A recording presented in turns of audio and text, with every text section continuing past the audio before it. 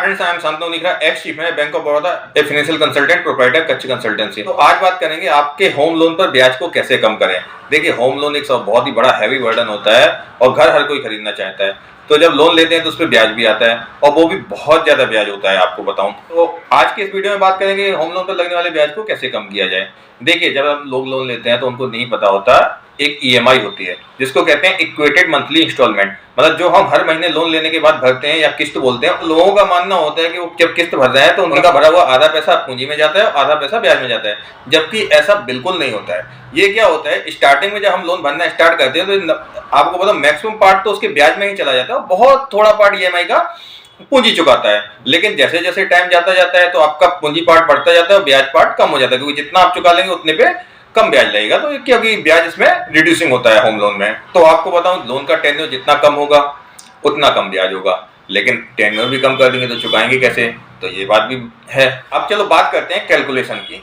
और ये कैलकुलेशन मैं बताऊंगा कि अगर आप 1 लाख का हाउसिंग लोन लेते हैं 9% इंटरेस्ट रेट पे 10 साल के लिए, तो उसमें सिर्फ 56,000 ब्याज आता है। लेकिन वही आप 15 साल के लिए लेते हैं तो आपका उसमें 86,000 ब्याज हो जाता है। वही आपने अगर 20 साल कर लिया तो उस पर ब्याज 1,70,000 हो जाता है। मतलब आपकी पूंजी से ज्यादा आप ब्याज में चुका देते हैं 20 साल के होम लोन में। और जबकि होम लोन में ब्याज भी बहुत कम होता है, उसके बावजूद 25 साल के लिए लिया तो ये ब्याज 1,52,000 हो जाता है, और अगर 30 साल के लिए लिया तो यही ब्याज 1,90,000, मतलब जस्ट डबल हो जाता है। मतलब आप लोन का 3 गुना अमाउंट चुकाते हैं पूंजी और 2 गुना ब्याज पार्ट। तो अब देखिए, इसको कैसे कम कर सकते हैं। एक तो इसमें अगर आप यंग हैं, आपकी सैलरी बढ़नी है, इनकम बढ़नी है। जिस समय होम लोन ले रहे थे उस समय आपको पता है कि आपकी इनकम कम है, लेकिन आपकी आगे बढ़नी है। तो अगर आप ईएमआई को स्टेप अप ईएमआई में जाते हैं, अपनी ईएमआई को हर साल 5% बढ़ाते हैं, तो आप 20 साल का होम लोन 12 साल में कंप्लीट कर देते हैं। और अगर आप ईएमआई को 10% बढ़ाते हैं तो वही 20 साल का होम लोन आप 10 साल में खत्म कर देते हैं। इससे ब्याज की भी काफी बचत होती है।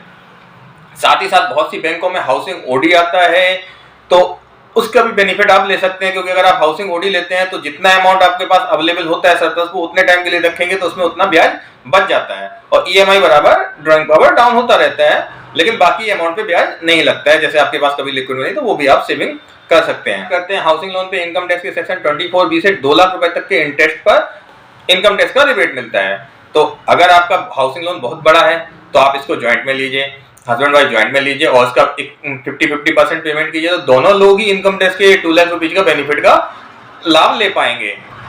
साथ ही साथ अगर आप दस्तावेज लेडीज के नाम करते हैं तो कुछ स्टैंप ड्यूटी बच जाती है। और एक बहुत मोस्ट इंपॉर्टेंट बात, जो होम लोन के साथ आजकल एक इंश्योरेंस मिलता है, लोन का इंश्योरेंस। देखो, प्रॉपर्टी का इंश्योरेंस तो कंपलसरी है, वो लॉन्ग टर्म हो जाता है, लेकिन होम लोन का जो इंश्योरेंस मिलता है लोन के लिए, उसको भी उस पर भी क्या होता है, ईएमआई बना देते हैं, तो ये बर्डन और बढ़ जाता है। उसकी जगह आप टर्म प्लान लेंगे, तो टर्म प्लान लेंगे तो इसमें 2 बेनिफिट है। एक तो आपका होम लोन अगर आप अर्ली पेमेंट भी करते हैं तो टर्म प्लान आपका रनिंग रहेगा, आगे आपकी लाइफ की सिक्योरिटी रहेगी।